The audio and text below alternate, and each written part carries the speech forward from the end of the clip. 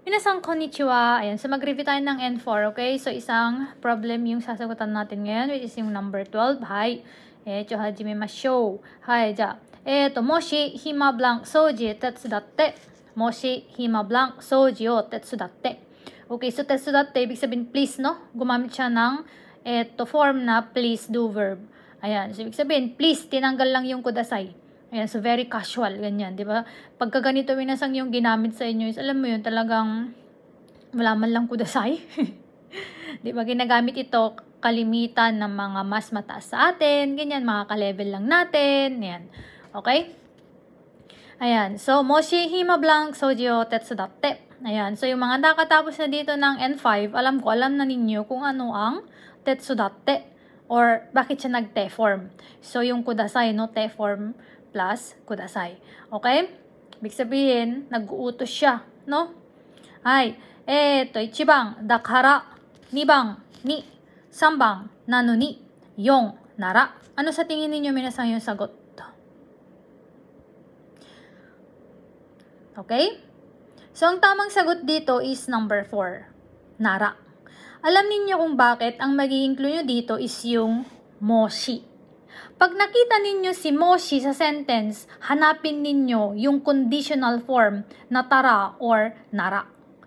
Kasi meron tayong mga conditional form, 'di ba, na to, 'di ba, tara, ito yung eba natin, 'di ba, yung ba, at saka nara, 'di ba? Ayan yung ating mga conditional form. Meron pa bang hindi ako nabanggit? Ayan. So, nahati kasi ang conditional form sa N5 at saka sa N4. So, sa N5 at saka sa N5, ang ating conditional form na tinakil doon is yung ating, ano ba to? To at saka tara. 'Di ba? Kung minano ni Hongo yung gamit ninyo minasang ha, kung minano ni Hongo. Okay, so nasa latter part na siya, yung conditional form 9. And then sa N4 naman is yung conditional form na ba and then yung nara. Ayan. So, pag nakita nyo si moshi, yan ang magiging clue ninyo. Nara or tara na agad yung magiging sagot ninyo. Siyempre, hindi naman siguro nila ilalagay yung tara, di ba? Okay? Ganito. Si moshi is hindi niya kayang mag-stand alone nang siya lang. Unless, minasang, unless, di ba? Nag-uusap kayo ha, meron na kayong pinag-uusapan. Moshi ne? Ganun lang. Is pwede yon.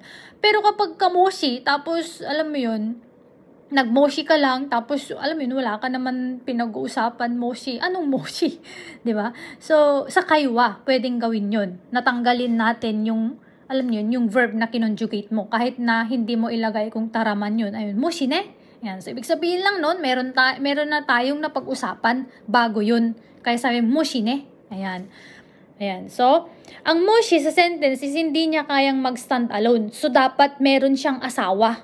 Okay? Meron siya dapat asawa. Kasi hindi niya kayang mag-isa. So, ang iaasawa mo dyan, or isasama mo, is either nara or tara. Pero si tara, nara, is pwede kaya nilang mag-isa na wala si moshi. Okay? Moshi. So, saan mo ba pwedeng gamitin si moshi? 'Di ba? Kapag kagagamit ka or idudugtong mo siya sa conditional form, pwede mo siyang gamitin kapag alam mo na yung possibility is mababa. Ayan. Mababa yung possibility. Na para alam mo dito parang nag-aalinlangan siya na moshi hima nara o kaya hima dattara souji o tetsudatte ne. Moshi ne? Moshi. Kung lang naman, 'di ba? Parang sa atin ba, kung lang naman, 'di ba? Ayun. Kaya alam mo yun, yung kapag ka-feeling mo, mas mataas yung possibility, then wag mo nang ilagay si moshi. Okay?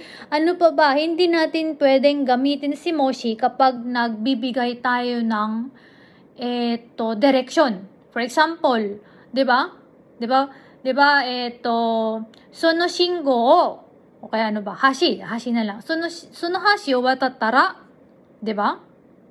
その橋を渡ったら、右側に、学校があります。So, hindi mo pwedeng sabihin dun sa kausap mo, pag nagbibigay ka ng direction na moshi, di ba? Ano hasyo watattara, ito gakko wa, migigawa ni arimasu. Or ano ba yung sabi ko kanina, migigawa ni, pares lang yun. Migigawa ni gakko ga arimasu. Okay? Ayan. So, pag-exam, dahil madalian tayo minasang, then hanapin ninyo agad. Pag nakita nyo si Moshi, pag ganito na ganyan siya, blanco, fill in the blanks. Diba? Then, hanapin ninyo agad yung conditional form na nara o kaya tara. Okay? Minasang, so, ulitin natin. Moshi hima dattara soji o tetsudatte. Okay? Ayan, sana may natutunan kayo. Diyan minasang, bye-bye.